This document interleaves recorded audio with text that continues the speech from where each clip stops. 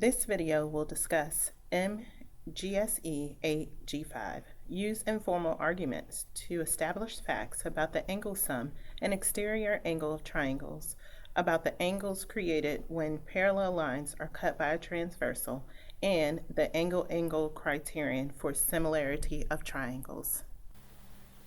In 7th grade, students learned how to write and solve equations to find the unknown measures of angles using what they know about vertical angles, complementary angles, and adjacent angles. In 8th grade, students build on their experimentation with triangles in 7th grade and start to make informal arguments about their properties, so that in high school, students are able to prove theorems about triangles. We join these students as they are making sense of the idea that the three angles of a triangle total up to be 180 degrees. Students have created their own triangle, torn off the corners, and now are aligning them on a straight angle. What do you notice about the bottom of those angles as you put them together? Yeah, they're straight. They're straight. And so if we were to put it on a straight edge, so you can take your ruler or the edge of your paper and put it at the bottom of your angles.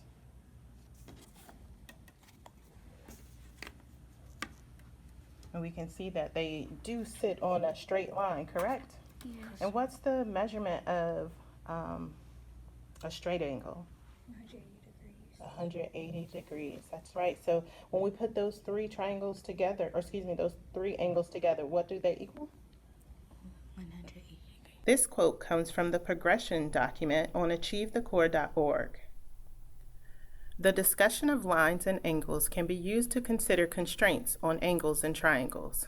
For example, given two interior angles in a triangle, their sum must be less than 180 degrees. If the sum were equal to 180 degrees, then the triangle would have two parallel sides and thus no third vertex. From here, students might get evidence about the sum of these three angles of a triangle by drawing their favorite triangles, cutting out the angles, and putting their vertices together.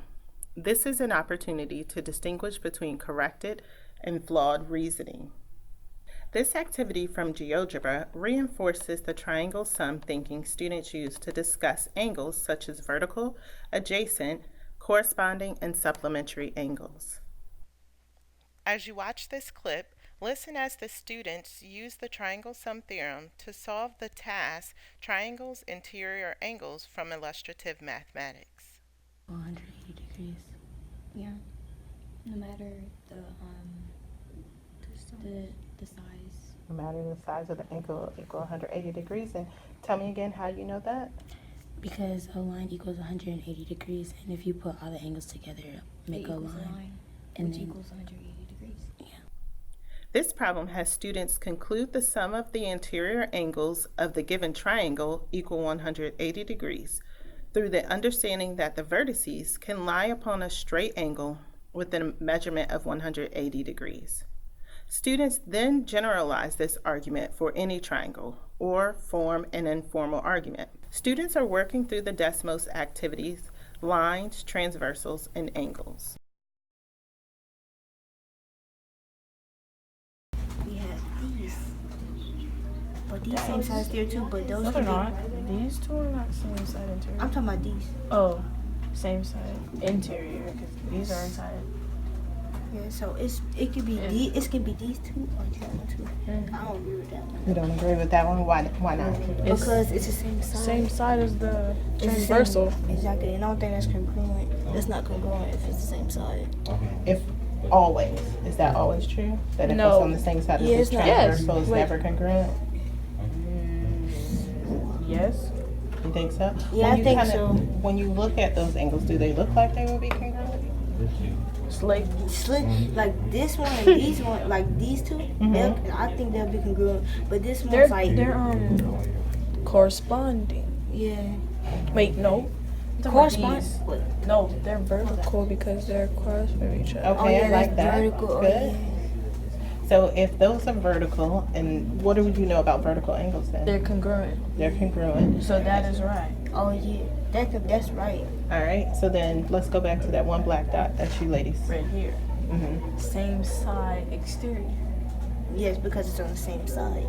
And they're opposite. They're not inside the parallel line. It's not inside the If parallel lines. it'll be different if they would have put it right here. Then Oh, I like that thought. Did you hear their argument of why the single black dot was not congruent to angle A?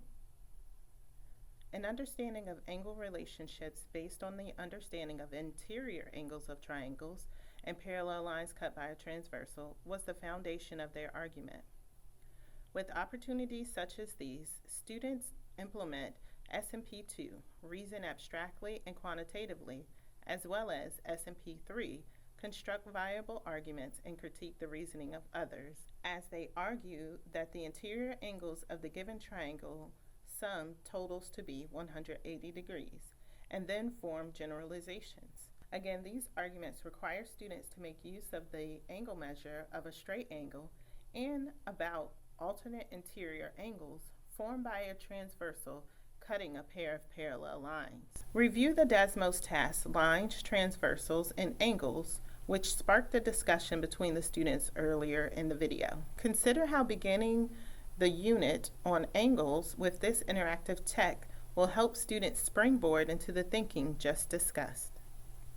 This standard includes the angle-angle criterion for similarity, which requires students to prove two triangles with two pairs of equal corresponding angles are similar. For more information on how students can prove this theorem, access the Similar Triangles 2 task from Illustrative Mathematics.